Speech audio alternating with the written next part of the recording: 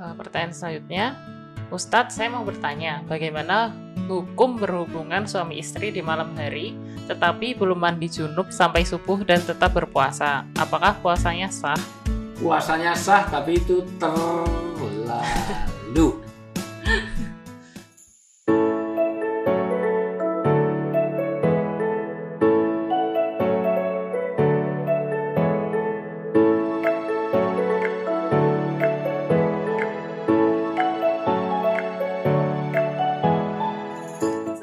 Warahmatullahi wabarakatuh. Waalaikumsalam warahmatullahi wabarakatuh. Kembali lagi kita ngobrol-ngobrol tentang pertanyaan-pertanyaan yang udah dikirim teman-teman. Ya kan? Di Femcast, Family Podcast. Aku tanya ya? Aku jawab ya. Kali ini kita mau ngobrolin masih seputar Ramadan karena ini bulan Ramadan ya. Jadi banyak banget pertanyaan-pertanyaan seputar Ramadan yang udah masuk lewat Instagramnya Ayah di @ustadzwizianto.official. Teman-teman yang masih mau nanya baik seputar Ramadan atau hal lain bisa langsung tanya lewat DM. Nanti akan kita jawab melalui podcast ini atau di postingan di Instagram. Kali ini kita mau ngobrolin tentang hal-hal sehari-hari yang membatalkan puasa. Ya. Langsung pertanyaan, Pak Ayah mau puasa pembukaan. Itu sebetulnya prinsipnya yang batalkan dua saja, yaitu apa yang di seputar dua bibir dan apa yang di seputar dua paha. Yaitu makan sengaja, minum dengan sengaja, berhubungan syahwat dengan sengaja. Di luar itu ada beberapa yang debatable. Misalnya muntah dengan sengaja. Karena muntah dengan sengaja itu ada tujuan tertentu. Orang itu kalau lapar, kalau dia tusuk itu kemudian dia bisa mengeluarkan kembali muntah, maka bisa kenyang kembali. Nah itu jelas dari tujuannya sudah nggak benar. Atau keluarnya darah yang dimaksud adalah menstruasi. Itu jadi batal, bukan berkaitan dengan darah yang kalau kita kena pisau, gitu. kena jarum atau sedang itu. Bahkan orang dalam keadaan Rasulullah sendiri itu berbekam saat berpuasa. Nah, jadi bekam itu mengeluarkan darah juga. Itu tidak termasuk yang batal. Ya, sebetulnya itu aja intinya, bahwa orang bertengkar itu bukan batalkan puasa, tapi menghilangkan pahala puasa. Jadi kalau ada orang menghina kamu, mengejek kamu, ngajak bertengkar, segala macam berantem, suruh mengatakan, afwan ini so'imun. Maaf, saya sedang berpuasa. Karena inti dari puasa adalah imsak. Isap itu menahan diri. Imsak itu menahan amarah. Itu salah satunya. Nggak batalin, tapi menghapus dosa. Menghapus pahalanya. Menghilangkan nilai pahala puasa. Ya. Oke, langsung ke pertanyaan ya. Ya. Pertanyaan pertama, Assalamualaikum Ustadz. Waalaikumsalam. Saya mau bertanya, apakah minum ketika puasa dalam keadaan lupa dapat membatalkan puasa? Jika saya melanjutkan puasa, apakah puasa saya sah? Karena setahu saya puasa saya tidak batal dan dapat dilanjutkan. Ya, lanjutkan. Tetapi saat dia sadar dihentikan. Jangan minum, lupa minum. Kamu puasa? Oh ya, tapi sayang masih separuh. Bukan, mubadir, bukan. Nah, jadi saat itu dihentikan. Itu. Jadi dia udah nggak lupa ya langsung berhenti. Nah, jadi dia lupa sampai ingat, dia gila sampai sembuh, tidur sampai dia bangun. Nah, jadi kalau dia tertidur sampai 3 hari 3 malam misalnya, maka ya tetap sah aja puasanya. Ya, itu. Nah, karena memang dia tidak sengaja. Itu semuanya. Jadi saya lagi makan tidak sengaja, minum tidak sengaja, sahabat tidak sengaja, tapi mana ada nih orang yang berhubungan sahabat tanpa sengaja, ya itu. Jadi prinsipnya kesengajaan itu yang tidak boleh, tapi prinsip seharusnya memang kondisinya seharusnya orang sudah tidak lagi dengan lupa-lupa di saat puasa. Maksud saya orang lupa sholat itu kan nggak mungkin karena sudah menjadi kondisi situasi. Lupa ya saya nggak subuhan ya tadi, lupa ya itu kan naif sekali gitu maksudnya untuk orang. Kalau anak kecil masih oke lah gitu, lupa nggak duhur, lupa nggak asar gitu masih oke. Tapi kalau orang sudah dewasa kan seharusnya sudah tidak lagi. Demikian juga Ramadan sangat berpuasa. Mungkin hari pertama iya, karena latah mungkin keluar kamar tidur, mungkin ada minum tidur siang ada minum langsung minum aja gitu. Makanya jangan disiapkan tempat, misalnya di dekat tempat tidur tempat belajar ada minuman semuanya, es teh, es jeruk segala macam di seputar kita, ya singkirkan dulu kalau mau di bulan Ramadan. Atau kadang-kadang permen. Kadang-kadang ada permen di ruang kerja atau main ngambil aja, itu jadi masalah. Nah, makanya jauhkan dari itu untuk menghindari kelupaan kita, ya. Oke, pertanyaan selanjutnya, Ustadz, apakah disuntik itu dapat membatalkan puasa? Jika iya, apakah harus diganti puasanya? Kemudian bagaimana hukumnya kalau sedang berpuasa melakukan donor darah? Ya, sebenarnya donor darah tidak termasuk orang yang batal puasanya, karena yang batal adalah masuknya makanan atau minuman dari mulut. Nah, tetapi orang yang netes mata, karena itu nanti juga masuknya di tenggorokan, juga tidak disarankan. Sebaiknya kalau kita sakit mata ya netesnya sebelum kita berpuasa, artinya sebelum adzan subuh, itu semuanya. Nah, itu juga jadi debatable. Tapi itu tidak termasuk di dalam suntik. Cuman kalau orang sudah diinfus, logikanya dia sudah sedang sakit. Sementara dibaca surat Al-Baqarah ayat 184, 185 Al-Baqarah, itu orang-orang yang sakit itu dapat dispensasi. Ya, 184. Yaitu beberapa hari tertentu.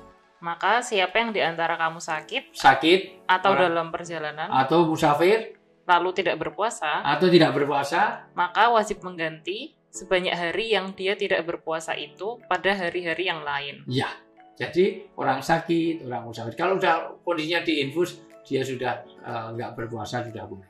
Termasuk golongan yang nggak apa-apa. Iya, karena kondisinya sudah diinfus, gitu ya. Jangan memaksakan diri, karena agama itu mudah, tapi jangan memperberat diri untuk keberagamaan kita, tapi juga jangan meringan-ringankan, gitu ya. Karena beda kalau infusnya biar kenyang. Lapar ini ya diinfus biar kenyang, itu beda lagi. Ya. Lanjut aja biar selesai ayatnya. Dan bagi orang yang berat menjalankannya. Berat menjalankan karena pekerja berat, atau dia sudah tua renta, sudah sangat berat di dalam usia yang tua, terus wajib membayar fidyah. Maka dia bayar fidyah. Yaitu memberi makan seorang miskin. Ya, memberi makan seorang miskin setiap sekali meninggalkan.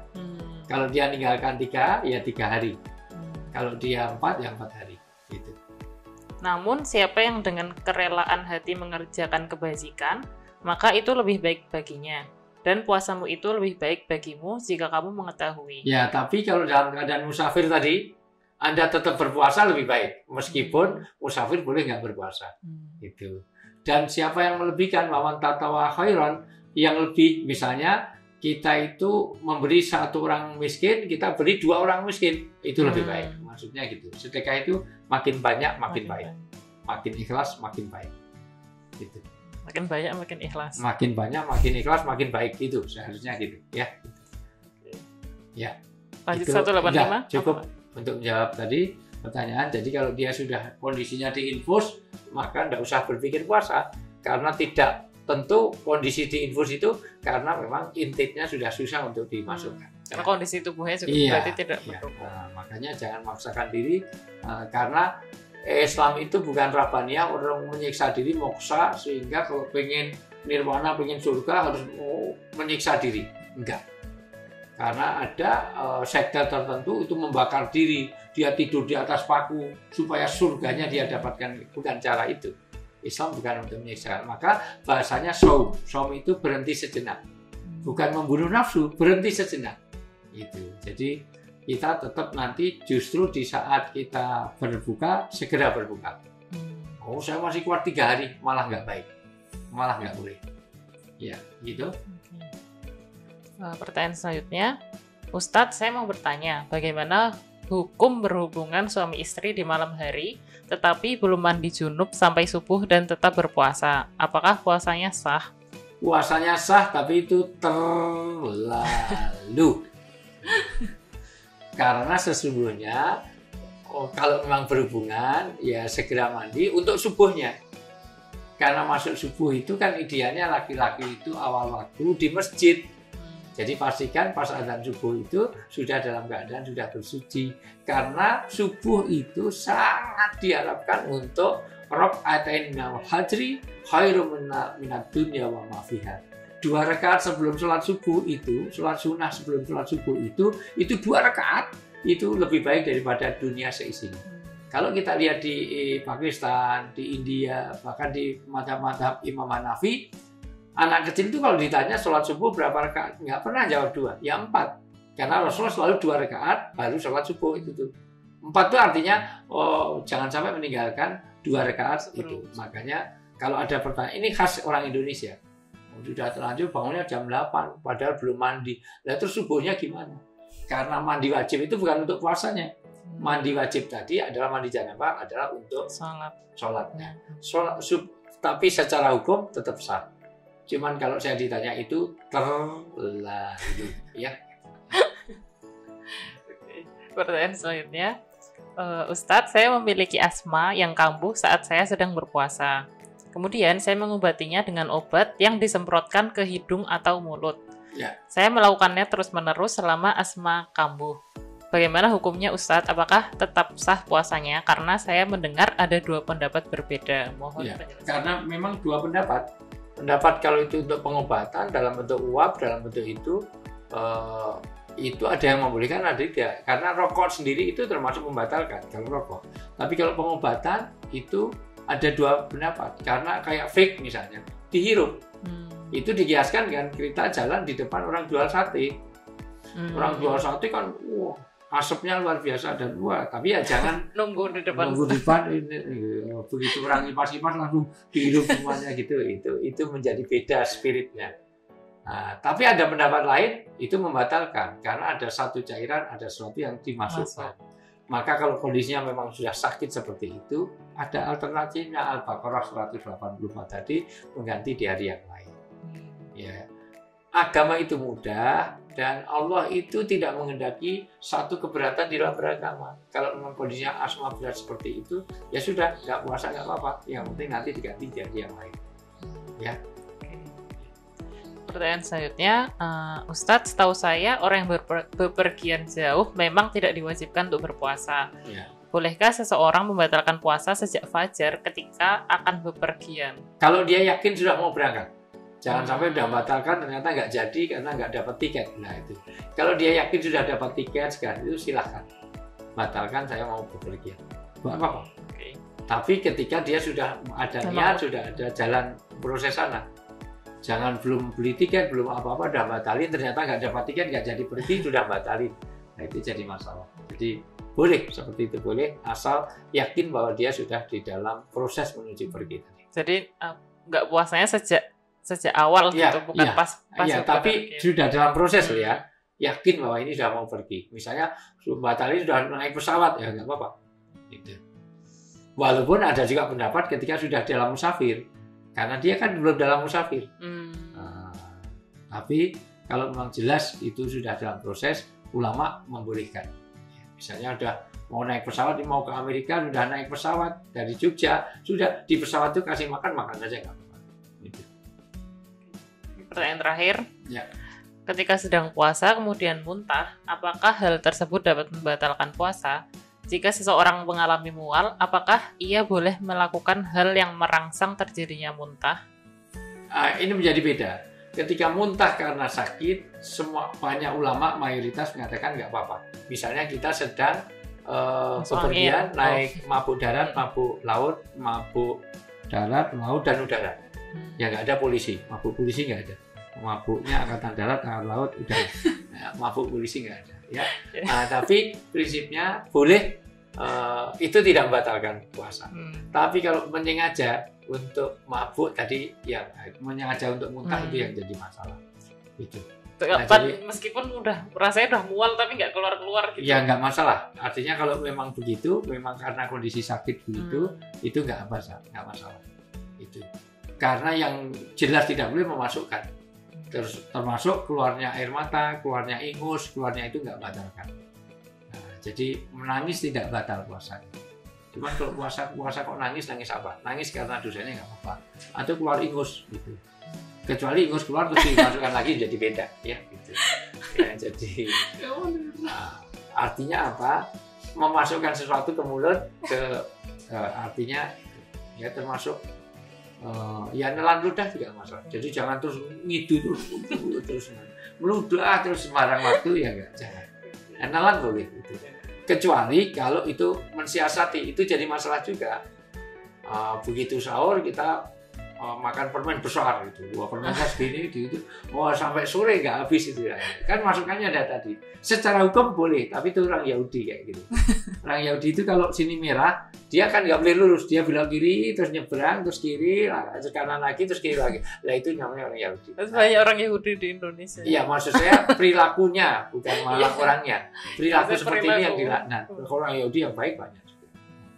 Nah, tapi maksudnya perilaku dulu ngakali hukum, karena di dalam surat Al-Baqarah orang Yahudi itu dilarang memasang mencari ikan di hari Sabtu. Sabtu untuk ibadah, itu untuk lingkungan segala macam. Tapi pinter dia, Jumat udah masang jaring, sehingga nanti Ahad tinggal ngambil. Nah itu jadi masalah. Itu nggak boleh karena kerja di hari Sabtu tidak boleh.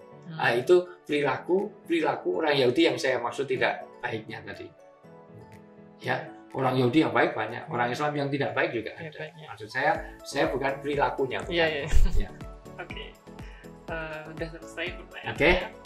Dan puasa kita diterima. Amin. Karena ingat, spirit puasa ini adalah spirit untuk la'alakum tattaqun, maka supaya kita bertakwa. Karena makanya spiritnya jangan ngakal-ngakali hukum, jangan membuat ya tahu begitu ya. Memang kalau minum nggak sengaja itu nggak apa-apa, maka tiap kali renang terus biar nanti sesekali tertelan. Nah itu tertelan kan nggak bakal. Iya, ketika Anda memang diperlukan, Anda melatih renang untuk masukan kata atau segala macam, sudah silakan memang kerja Anda. Tetapi jangan kita menyengaja renang terus supaya nanti ada sedikit-sedikit tertelan. Karena orang puasa pun kalau kehausan, kalau panas terik, itu mandi keramas terus boleh juga. Artinya membasahin air karena panasnya boleh, nggak masalah. Tapi jangan kita menyengaja renang dengan ada Allah tahu niat kita, ya itu. Jangan menyengaja melanggar, tapi juga jangan menyengaja melakukan perilaku yang bisa membuat membuat jalan untuk pelanggaran terjadi. Ya.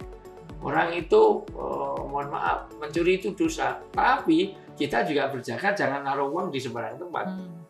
Di sini uang ratusan juta di sini ya diambil sama kameramen, ya. Ya dia, ya alasannya mengamankan itu, ya. Jadi ya ditaruh ya. Terima kasih ya udah jawab. Sama. Terima kasih teman-teman sudah menyimak sampai akhir. Kalau misalnya ada yang mau ditanyain, bisa tanya lewat kolom komentar di bawah atau lewat Instagram di DM @ustadzwijayanto.official. Jangan lupa juga follow Nasihat UI untuk postingan-postingan nasihat setiap hari. Oke, kalau gitu kita sudahi episode kali ini. Sampai ketemu di episode selanjutnya. Assalamualaikum warahmatullahi wabarakatuh. Waalaikumsalam.